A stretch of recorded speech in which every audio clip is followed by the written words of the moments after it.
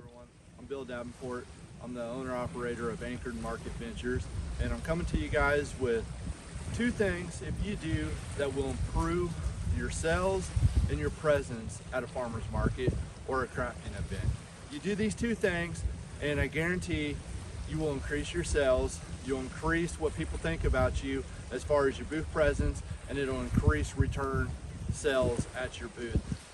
And if you stick around, I'm going to give you a third thing that if you do, it's also going to improve your booth presence and increase your sales. So the first one is don't bring a chair to the market. And when I say that, as a vendor, a lot of times we want to sit down, be in the back of our booth, read a book, do a crossword puzzle whenever kind of the traffic isn't at its max pace out there.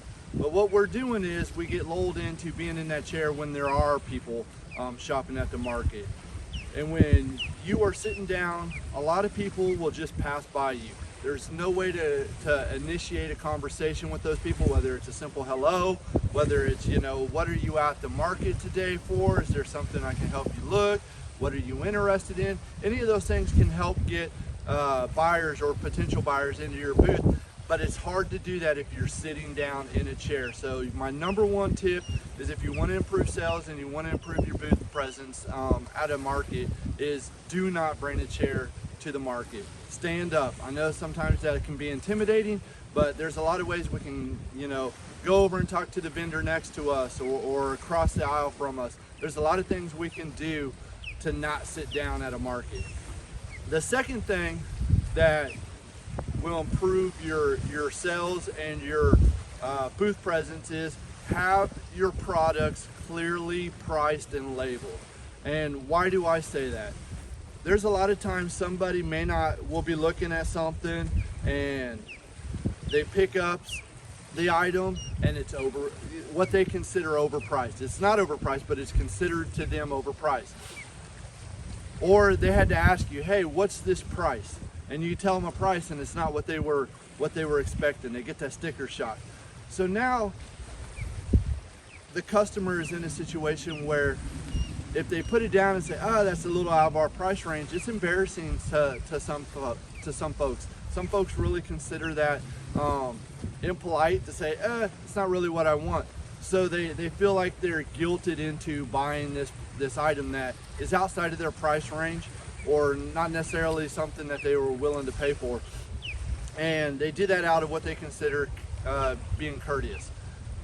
You might make that sale by not having your item marked with a price, but I can promise you they're not going to come back to your booth and make a second, third, or fourth purchase because they're going to feel like they weren't treated fairly as far as there wasn't a price on there. They kind of feel like they were intimidated into that purchase. But if you would have had your item clearly marked and tagged with a price, they might not have purchased that item that they would have asked you about if there was no price on, but they might have purchased the item that was right next to it that was a little bit more in their price range, and they wouldn't have had to feel embarrassed asking what the price is and potentially saying, it's not what we want to buy because of the price. But if they buy this thing that's clearly marked in their price range and they love it, they're coming back and you're going to get that second, that third, that fourth purchase. They're going to tell their friends about it. By not having your items clearly marked, you potentially lose out on that sale. You might get that initial sale, but you're not going to get that second, third, and fourth sale, that return customer. So having your items clearly priced is very important.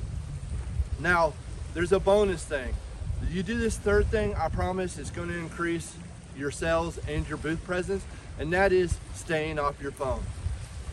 If a customer walks by your booth and they see you on your phone or they see you sitting there texting, that means that you're into something other than the market. They interpret that as you're into something other than making a sale. And a lot of folks are going to say, they're too consumed with their phone. I don't want to interrupt them. I'm going to keep on going by.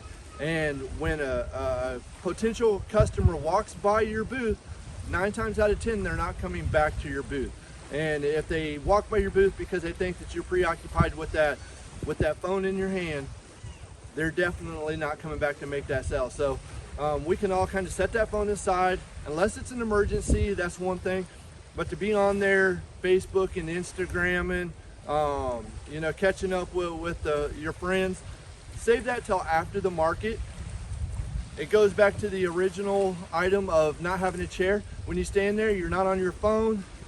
You can have that conversation. You can create that rapport. You can create that relationship. People that come to the markets come because they want that relationship with their vendor. They want to know the person making it. They want to know the person growing it. They want to know the person that's raising the item that they are about to purchase. You do that through communication. You do that by being present in your booth. You do that by the active communication. Those three things, not bringing a chair, having your items clearly marked, and staying off your phone. I guarantee if you install those into your vendor practices, your sales and your booth presence will go through the roof. I can't wait to see you guys out at the market. As always, y'all have a blessed one.